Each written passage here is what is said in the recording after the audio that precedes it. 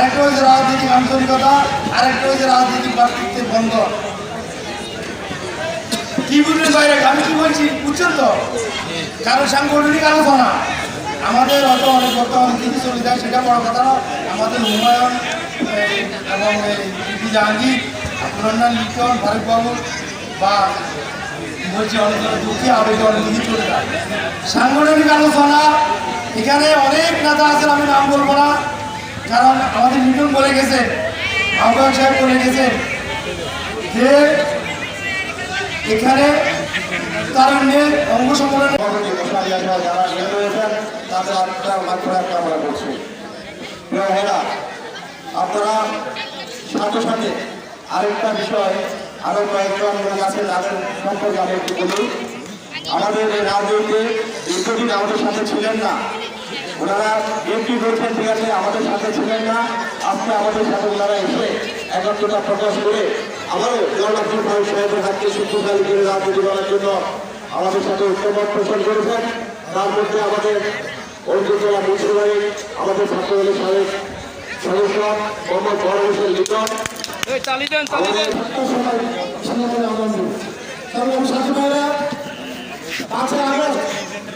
আমরা একটা স্বাধীনতা অর্জন করেছি, কিন্তু আমরা একটা ভাষা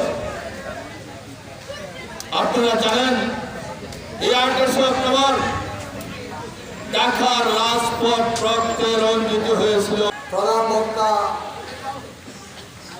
আমাদের পৌরসভা আহ্বায়ক জনাব আব্দুল আল্লাহ নিকন্দরা, যে বিপ্লব সংগঠিত হয়েছে এই বিপ্লব আজকে ষড়যন্ত্রের মুখোমুখি হয়ে দাঁড়িয়েছে।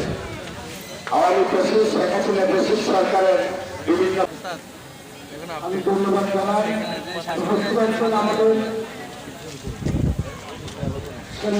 পৌরসভা কিন্তু আমাদের প্রধান বক্তা পৌরসভা সংগ্রামী আহ্বায়ক, আমার ডাইনে এবং বামে সর্বস্তরের নেতৃবৃন্দ এবং আমার সামনে সমবেত এই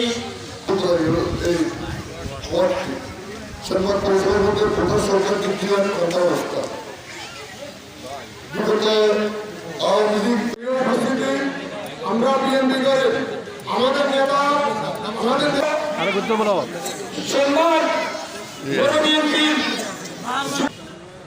উপস্থিত প্রধান অতিথি, প্রধান বক্তা, তারা এখনো কিন্তু কোনো না কোনোভাবে আমাদেরকে বাধাগ্রস্ত করতেছে। তার জন্য মহান রাব্বুল আলামিনের দরবারে এই পৌরসভা বিএনপি হিসাবে আপসীন দেশ নেত্রী বেগম খালেদা জিয়ার ওয়ার্ড থেকে আগত ছাত্রদল যুবদল স্বেচ্ছাসেবক এবং বিএনপি সাথে বিচার পত্র করি নাই।